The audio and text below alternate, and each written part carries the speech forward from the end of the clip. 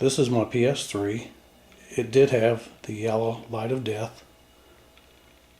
I took it apart several times, tried to fix it the way that other individuals was showing me on YouTube, but it did not work.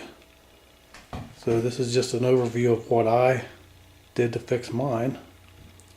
You will need the paste. I paid $10 for the paste. It's supposed to be a better paste. I have a temperature gauge, which you may need one of those, and I will show you what I did to fix mine. I baked it in the oven on 200 degrees for 10 minutes. That did not work. I took a heat gun, as you can see here, which you will need, and I heated the chips as they described on YouTube, and that did not work. Whatever you do, do not take your system apart. Use the heat gun and then put this thermopaste on it until you know that your system is working. If it requires taking it apart 2 or 3 times, wait until you get it fixed before you put the paste on your chips and put it all back together. It'll save you money and a lot of headache. I actually fixed this one, and I'm going to take it back apart because I have to put the thermopaste on it now because I got it working. So now we'll just pull this off. It's just a matter of lifting it up, unplugging it.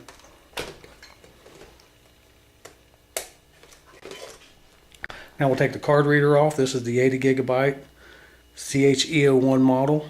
It also has the 4 USB ports on the bottom of it. And as you notice on this here, all the small threaded screws go to these components right here. Now we'll take this board here off. Now we'll take the PSU off. It should have 5 screws in it. And then we'll unplug it in the front and in the back. Now, if you have the yellow light of death, there's only 2 reasons that you got it. Either the PSU is bad or your RSX chip has lost connection. And I'll show you which one that is. You have 2 small screws, one here, you have one here, and then you have a normal screw back here, but it's a really long screw back on the left corner. And then you have your ground screw here, which is different. Okay, I got all the screws out around the perimeter. I'm going to use a regular screwdriver to get these smaller screws out because I don't want to strip the heads out. And then I got to take these out. Okay, so let's take the hard drive out right now. I already got the screw off of it. I'll get it right out. Now let's turn it over.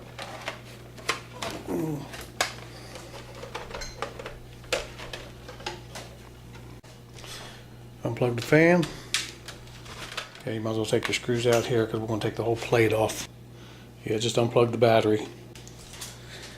Okay, remember, when you take this apart and heat this up with the gun, don't put any paste on here until you make sure that you put it all back together and make sure it works. Like I said, I tried everything, the oven, I tried the gun, it did not work. They said to move this around over top of both of those for 30 seconds on low. That did not work. This is your RSX chip.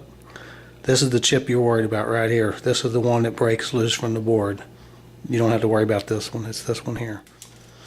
Okay, I took a piece of aluminum foil. I put it on here and I cut out the square. This way to protect everything else. I took my heat gun right here and I put it on high heat, put it down close to the RSX chip, and I heated it up, and I used this temperature meter to give me an accurate reading of what the temperature was on that chip, and I got it to 220 degrees before I stopped heating it. And that's the only thing that worked for me.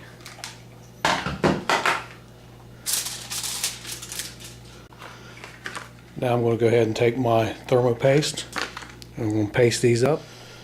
Okay, as you can see, I got it all thermopasted. Now I'm ready to put it back together. Don't forget to put our little screws in right here and plug our battery in. And now we'll put our fan on top. Okay, don't forget to plug it in. Okay, let's put this top plate on. Make sure that you get these little latches here inside these holes. Falls right down on there. Then we'll put these on. Now we'll put the back plate on it. See here? CECHEO1 is the model number. This is the 80 gigabyte. Backwards compatible. Back's on. Now we'll drop it down into the bottom casing. Like I said, this is just an overview of what I did to get mine working again because nothing else worked. Okay, now we'll go ahead and put the little screws back in here and here. Okay, now remember, you got the long screw here. It goes back here in this corner. So we're going to put it right here. And then you just, everywhere there's an arrow, that's where you want to put the one of the other screws. Now we'll put the board on. It goes right here.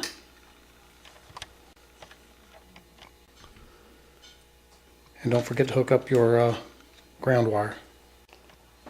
Okay, now we'll hook the power unit back up.